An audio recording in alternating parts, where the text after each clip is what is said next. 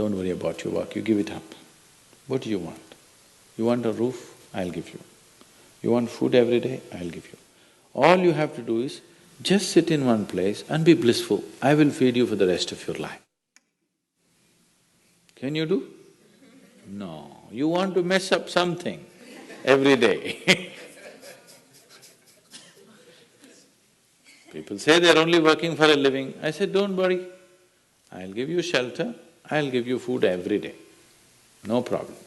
All you have to do is, I want to see tears of blissfulness every day. That's all the requirement. You don't have to do any work, you don't have to serve me, you don't have to produce anything, nothing. Just sit here blissfully, we'll feed you, we'll worship you. No.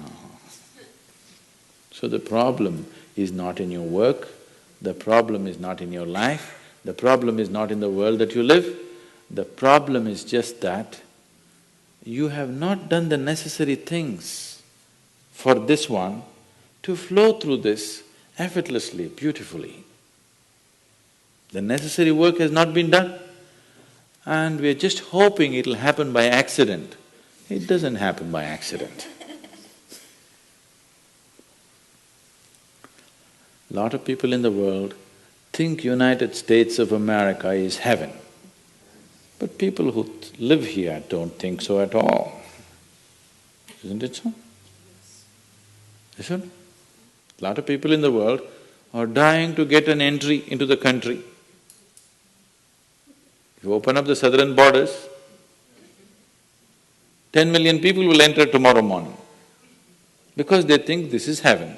But you are not experiencing it that way, isn't it? You are not experiencing this as heaven because hell and heaven is not a geographical place. Hell and heaven is what you make out of yourself, isn't it?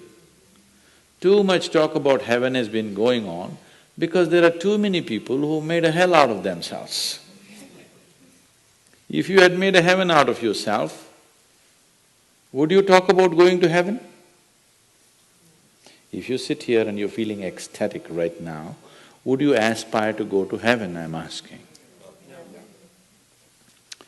Once it happened, early 20th century,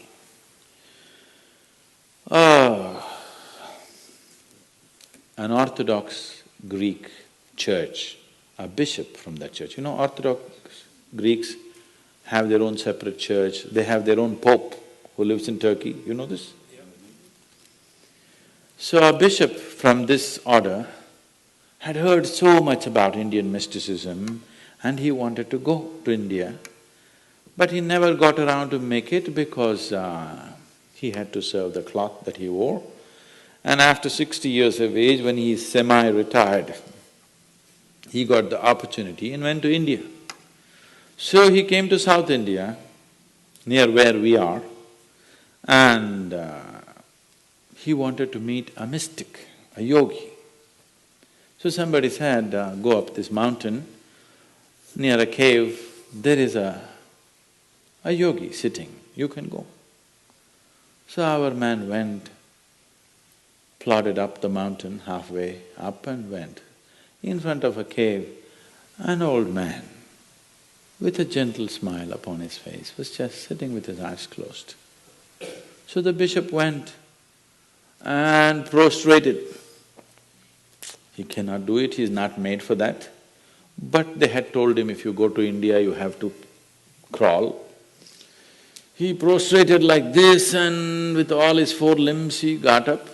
The yogi looked at him with amusement. Obviously, he has never prostrated anywhere before. And he smiled.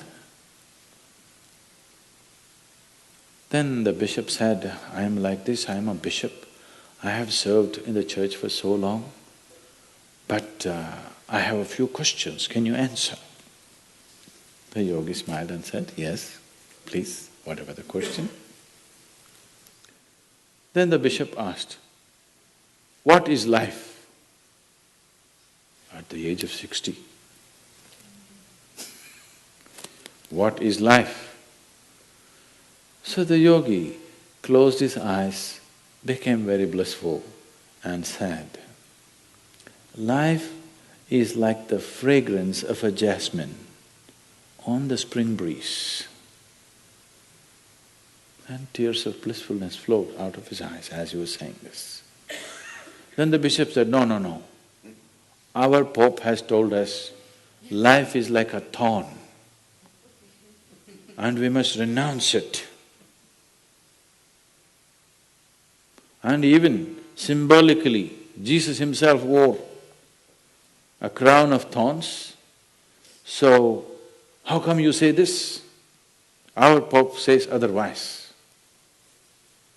The yogi looked at him, smiled and said, well, that's his life.